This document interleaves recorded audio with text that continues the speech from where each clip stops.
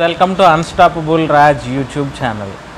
ఈరోజు ఈ వీడియోలో స్పెషాలిటీ ఏంటంటే ఈ బగబగ మండే బాణుడి ప్రతాపం నుంచి తప్పించుకోవడానికి మీ శరీరాన్ని చలవ చేసే చలవ పదార్థాలతో చల్లబరుచుకోవడానికి ఉన్న ఏకైక మార్గం, సులువుగా ఉండే మార్గం, ది బెస్ట్ మార్గం ఏంటో మీకు చెప్తాను.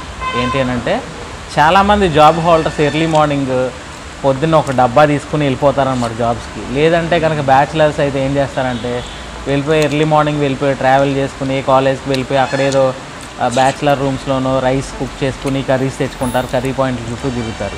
ఇవన్నీ అనారోగ్యకారకం. కానీ మనం తినేటటువంటి ఈ పెరుగన్నం కనుక తింటే ఖచ్చితంగా మన బాడీకి కూల్ అయిపోతుంది. అండ్ ఇది ఎలా చేసుకోవచ్చు అని అంటే నార్మల్గా అప్పటికప్పుడు చేసుకునేది వేరు.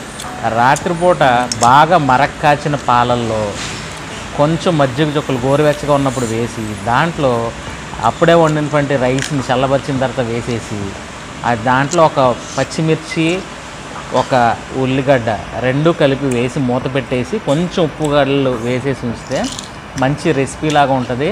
అదేంటంటే మార్నింగ్ మాత్రమే కాదు, మనకి ఆఫ్టర్నూన్ సెషన్ కూడా చాలా ఫ్రెష్ అంటే ఫ్రెష్గా ఉంటుందన్నమాట.